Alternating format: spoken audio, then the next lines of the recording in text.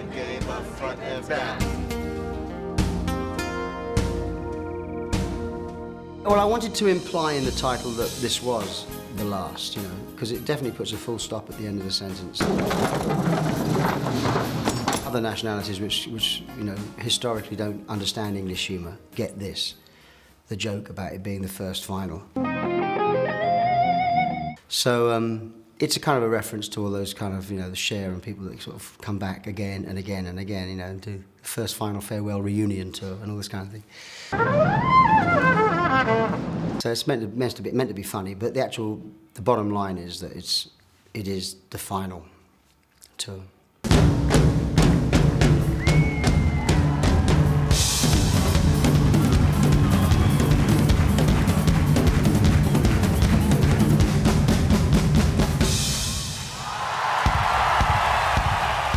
I started talking to Tony, my manager, Ian Smith, about what to do. Could we do a kind of tour of maybe the places we've only ever played once? And then I said, if you do a month of shows, I'll do it. So I thought, well, that's not going to work, because I know the kind of show I want to do, and the economics won't work apart from anything else.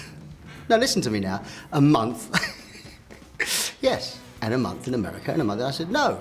Anyway, we went on to that, and so of course we're doing a month in Europe, and we're doing a month in America. And the fact that it's sort of moved from theatres to 50,000 seat stadiums, well, you know, that's a kind of management trick, really. So. And of course it's a 5-week month. You know, you give him a month, and it's like, yeah, but this month's got 5 weeks in it, all right? So it's always take more than they get, you know, to give them an inch.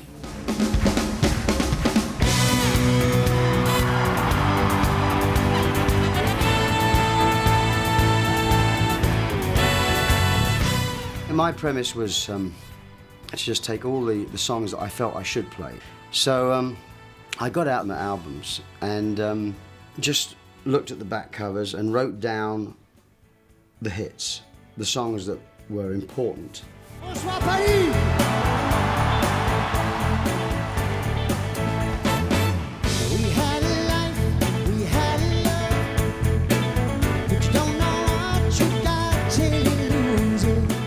Face value, there was In the Air Tonight, there was I Missed Again, okay, Hello I Must Be Going, there was obviously You Can't Hurry Love, and I went through the big tunes first and then I went back to see if there's anything else and realised that I can't really sing for more than 2.5 hours every night, so you know, you're governed by that.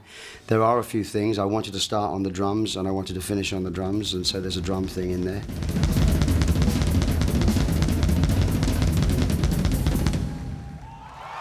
But I did just scan the albums and chose the ones that I knew people would want to hear, that I was quite happy to sing, and actually take back to the original versions. Some of them, you know, Against All Odds is much more the way it was, except for the sax solo. One More Night is back to the way it used to be. So there's lots of things that have reverted to their original state, and some we've played around with. Close your eyes, hold my hand, it'll be all right. Come With Me is about my son, although the melody was written around the time that Lily was born. So it really is a kid's song. Come with me, close your eyes. I had an idea at the last minute almost to say, why not take the two hands from the little doodle that I did on the album and move them together slowly, so at the end of the song they touch. And it just works. And at the end of that song every night, I kind of, okay, that worked, you know. To lose my number, you're not anywhere where I can find you.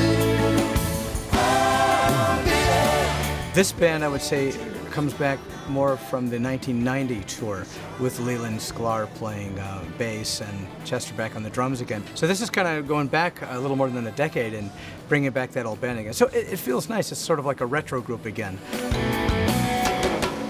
This is an amazing band, actually. I mean, and even the other things we've done, you know, we've done the much shorter things, you know, promoting, you know, his album and promoting Brother Bear and Tarzan and all of that. It's only taken a very few days rehearsal to really get things dialed in quickly.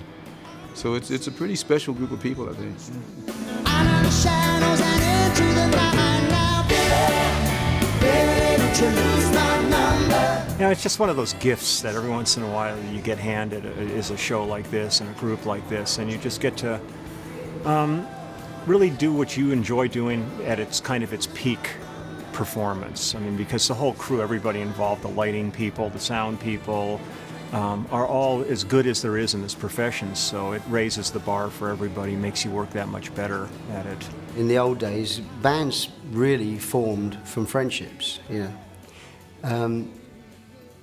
Three guys, you know, and if your other friend, if he didn't play an instrument, he played the bass. That's what it usually ended up like. You don't play anything? All right, well, you play bass. But there were groups of friends, and then from then it developed, you know. Well, when I met him, you know, I had long blonde hair, great record collection, groovy chat. Lost all that now, so he's. It hasn't changed at all, really. I don't think he's the same Phil as I knew when we were kids. You know, just with a bit more money, I suppose.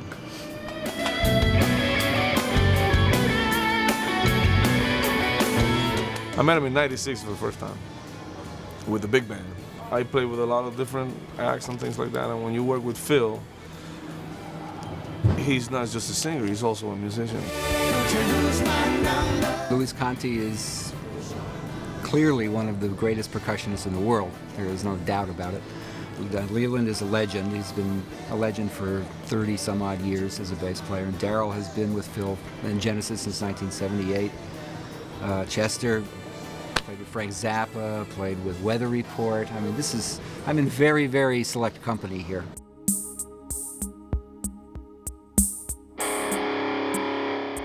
And of course Arnold's not with us because we had an accident the first day he was here. He fell over and tore all his ligaments, so he's back in LA having an operation.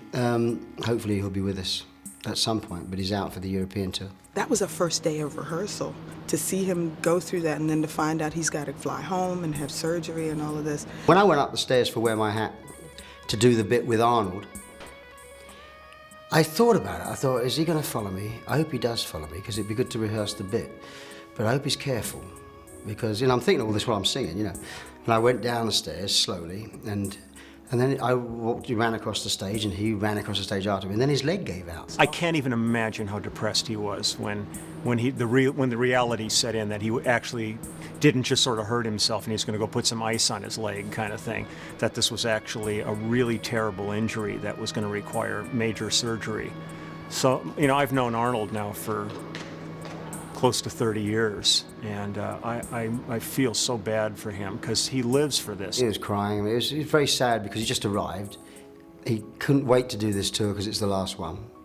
He's been with me since 89, 90, and suddenly that's all taken away from him, you know.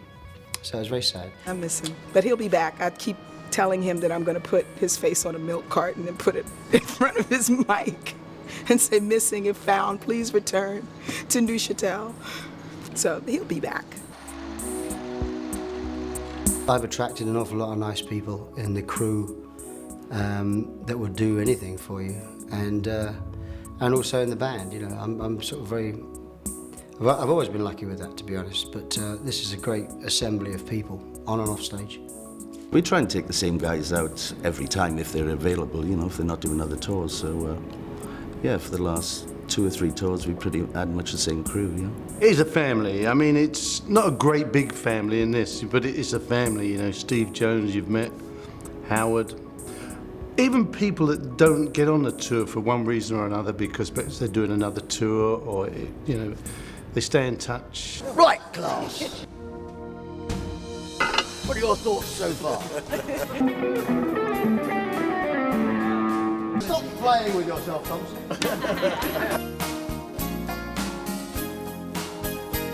So we'll pick up the specifics, and if we get time to do the set as well, great.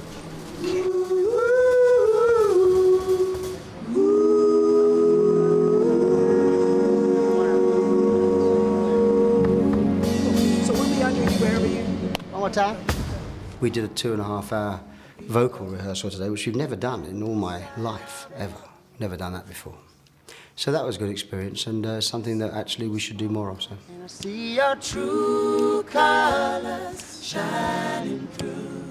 I see your true colors That's why I love you. When everybody's on it, it's just, that's the stuff that makes Goosebumps stand up. I want people's arms like full of goosebumps at the end of the show.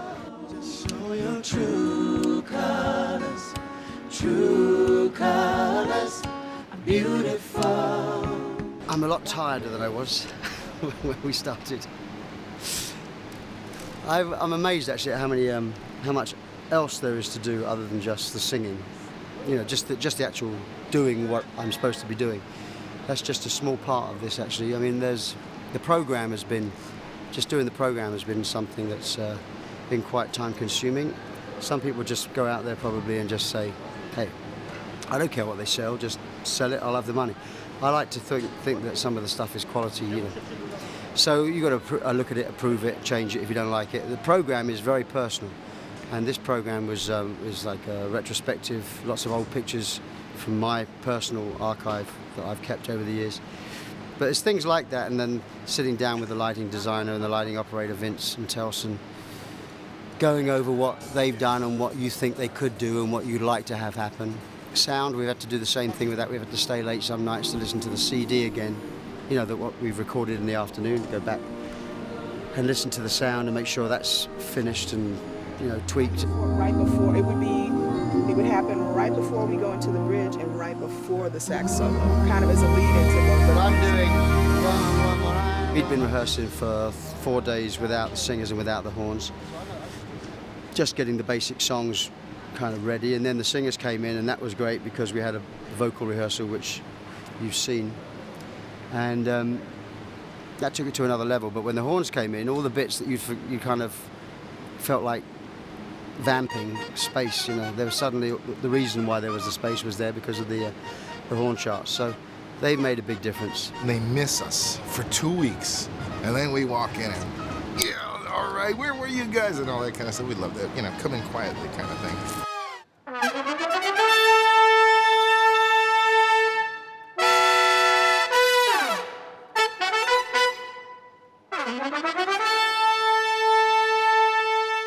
It's like the bear pit.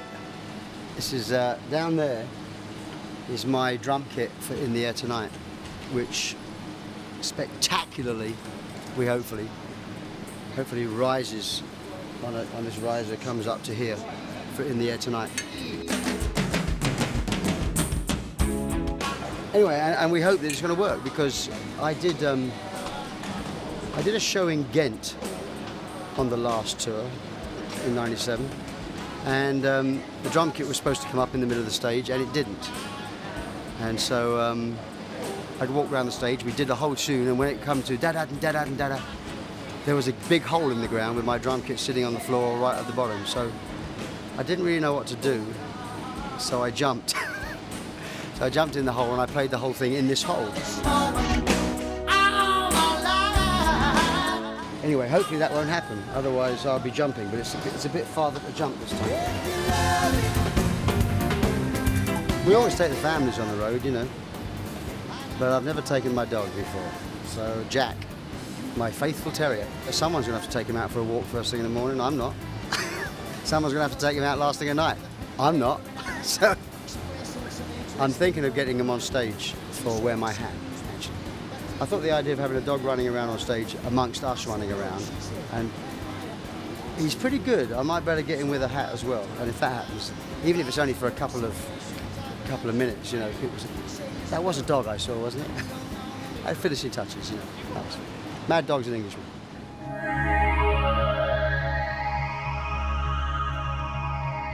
Now we need an audience now. I don't think we're going to get much better than this without an audience. And there comes a point where when with guys like this who are really just, you know, they're fantastic musicians, they just want to play now. And it takes an audience to lift you to the next level. Okay, no more rehearsing.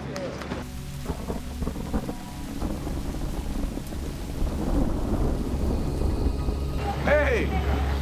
It's raining, but we're still gonna Bloody wet out there. Look at the sky, and you tell me if I'm looking forward to the first stadium show. There's certain camaraderie that happens when it rains. People tend to rally together and sort of, you know, brave the the elements, so you get a different kind of atmosphere. It just would be nice if it was sunny. I can't hide the fact that I'm pissed off, but yeah, it could be worse. We've got our health, haven't we?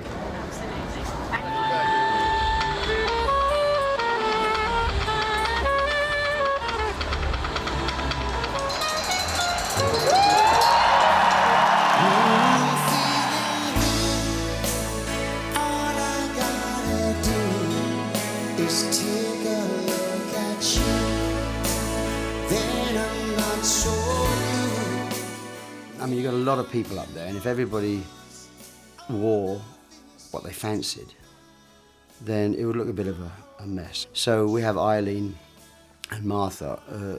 Eileen's been with us before, and you know, they have an unenviable task of cleaning everything. A 16-piece band, they've got to clean everything from night to night, plus the crew throw their laundry in as well. So it's you know, it's really mum to sort of 40 people. It's a lot of work. We start at 7:30, 8 o'clock in the morning, and we finish about 2 in the morning. The hardest part is trying to coordinate everything so everybody's happy, because this person wants to wear this person wants to wear this person wants to wear this, and we can't have them go on. The guys are pretty good. It's when we get to the ladies, that's difficult. What I wear has got to be light. I can't be sitting there just sort of trousers sticking to you and things like this. So they brought a whole selection of stuff out, and I said, no. Yes, that's there. That feels like great. He just wears comfortable T-shirts underneath that look very plain, and people say, all he wears is T-shirts. Well, his T-shirts are like 200-pound T-shirts, so they're all designer Armani. Good quality, and they last, and you need something that lasts, because they wear these clothes, they're cleaned every time he wears them. They wear them once, and they're cleaned, so they have to stay together. I'm wearing things that I would wear out on the street. That's my attitude towards it. So I don't dress up. I dress down, really. One more night, just one more night, one more night, 'cause I can live forever. Well, I've been sitting here so long. Yeah, I am today. I don't know why. Just staring at the floor. Now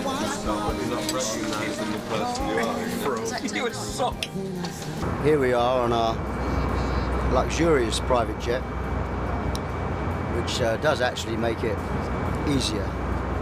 I dread to think actually what it would be like to travel with this many people at a real airport with a scheduled aircraft, because ever since 9/11, of course, security has been incredibly tight, so you'd have to get to the airport like 3 hours ahead of time. Bags would be lost all over the world. It would be a disaster. So this is really the only way, that's my son, it's the only real way to do it. So we just left Zurich, where we played last night, and we had about 44,000 people there, which was fantastic. Apparently Paul McCartney didn't get that many, so I just thought I'd throw that in. But it was a great gig, football stadium. And tonight, this is the first back-to-back show we've had. And tonight we're playing in Munich, which is another football stadium, the Olympic Stadium, which is about 47,000 people. And that too is sold out, fortunately, because these places are a bit depressing if they're not sold out.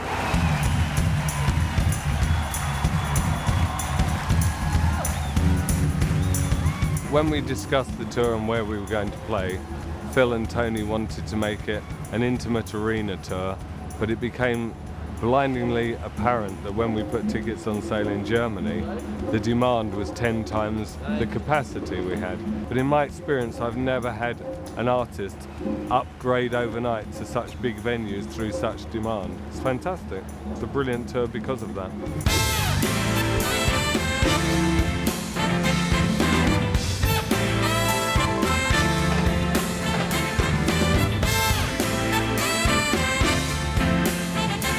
Paris has always been great, actually. I mean, going right back to the Genesis days, it's always been a special town. You know, the French population adopted Genesis years and years before we were really strong in England, never mind anywhere else. And I think there is a special relationship there. Yeah. They're a fantastic audience. Look at those people. He's a complete musician. Each time he comes in Paris, I go to see his show, and I enjoy it each time.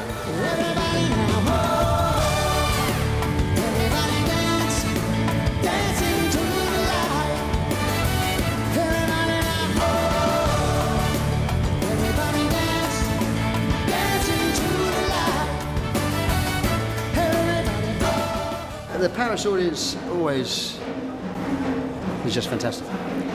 And we actually delivered. We played very well tonight. Did very well, so I'm very pleased. Kevin, just give me a mark on that. I just want to see how close. Well, is that too close? Well, you know, it just I'm trying to sort of forget about it, you know, and it's sort of ramming it down my throat. Okay. Well, I'll tell you what. Then I'll do is I'll try and work it further away at the front, and I'll try and minimise those, and I'll also try and get them to work slightly higher. One tends to, and we used to, put all kind of tripwires in front of these directors by saying, yes, but you can't have a camera any closer than here. We don't want any more light because this is the show we've designed, you know. And this stretches back for 30 years with Genesis. If you can shoot it just the way we are, you know, but yet when the DVD is finished, we love it. You know, totally unrealistic parameters.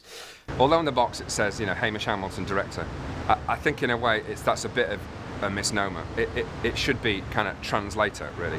You know, what I do is I go into shows and I translate, in this case, Phil's show to television. I've been very lucky, actually. The last 2 DVDs we've done, the Seriously Live in Berlin was done the week the wall came down.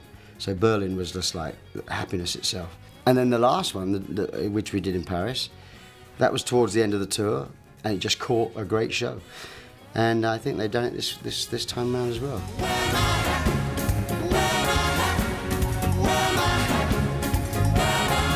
Hamish came down one day to look at the show near the end of rehearsals. I'd just done a DVD for Peter Gabriel. And it turned out that he'd been working with Peter, and it turned out he'd been working with Madonna, and it turned out he'd been working with all these people. And I hadn't thought about that. And suddenly we went on stage and played. And I was thinking, he's going to be bored stiff. You know, he's going to be bored stiff. I mean, that's another slow song here. We're going to have to drop this. We're going to have to change this. You know, and straight away it was insecurities. I met him in the toilet afterwards, right? We'd finished rehearsing and I went to the loo and he was there. Literally kind of went up to him and said, I'm Hamish, I'm, you know, the director. It's quite disarming in a gents' toilet, you know. He said, that was great. I said, yeah, kind of opening up the conversation. I said, yeah, we've got to get the pacing, I think, a bit better because I think maybe it's, you know, maybe it's a little bit slow. He said, do you know what? Absolutely not, you know. I mean, the set is like, you know, the soundtrack to your life, really. I mean, it goes back X number of years. They're all absolute hits. And I came out thinking, I've convinced him, you know. So it was a big moment, actually, because you do go through those things where you think, is this slow? Is this, you know, is anybody else bored here? You know. Take a look at me now, 'cause there's just an empty space, but to wait for you, that's all I can do, and that's what I've got to bear. Actually, last night was the first time that I can remember that I wasn't nervous about being having a camera there. The audience was so great, I knew that it would kind of sap all the attention. And I told the band before we went on, I said, just forget about the cameras, you know, like if we get it, we get it. If we don't get it, we don't get it. But there's an audience out there that's going to see us, and that's the most important thing.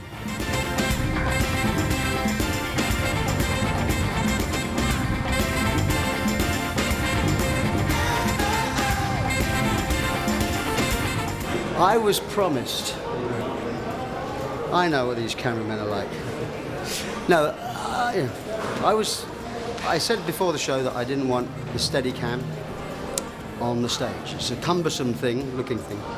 And I was told that it wouldn't be on stage. It would be, though, behind the backing singers, which I accepted because they're out of the way. It's out of the way. But I did turn around to see a shape disappearing down the stairs very quickly on one of the tunes. Maybe it was early on, like Billy or something. Don't lose my number. Then I really saw it on Sussudio when they were up there getting in the way of my singers. At that point, I lost it. In the jig sort of shots that we got, I needed that shot. I know, and I got it 5 or 6 times. I didn't think I'd overstepped the mark. I'm about to find out. I mean, he might. You know, I hope he doesn't kill me, but he might be really much more upset than I thought he was. No, I mean, you know, you're there, and you know the shot's going to be good, and you just hope that it doesn't get in anybody's way. And it just that one little moment tonight was could have been a little bit dangerous, but actually, no one, you know, it's cool. I was angry at the time, very angry at the time, and I wasn't angry with him actually. I was angry with the cameraman, but I didn't know it was your fault, so I would have been angry. Anyway, we're going out tomorrow night, and we're going to, you know, see where it goes, really. She's an easy love. She'll take your heart, but you won't take He's our leader. Probably about 3 weeks from when the accident happened now. 3 weeks, 3.5 weeks. And he's back, and he can't run around, but he can move, and he can certainly sing. It was more emotional leaving. I was just excited to be back, you know. The hard part was like walking away from the job. That was the hardest part. The easy part was coming back and saying hello and being greeted, you know, by everyone. That was the good part.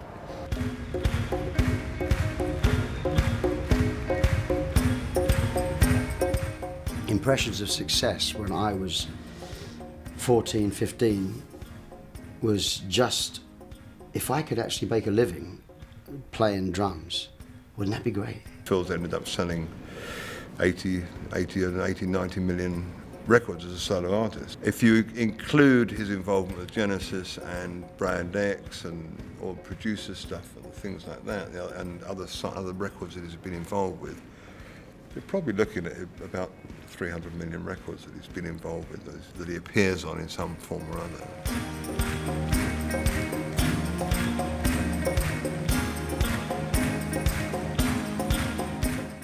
So I'm kind of shooting myself in the foot here by saying I'm not going to do any more.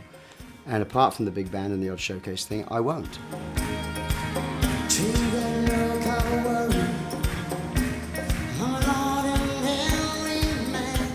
Nicholas is 3, and he's going to be starting school in September 2006. And I made a sort of promise to myself that at that point I would be there to do the things that I wasn't able to do with my other children. I mean, with Lily, to some extent, I did actually, but nevertheless, not as much as I would have wished. Certainly Simon and Jodie I wasn't there for because they moved to Canada. So, you know, I just figured that anything I do has got to work, got to have a cut-off time of September 2006.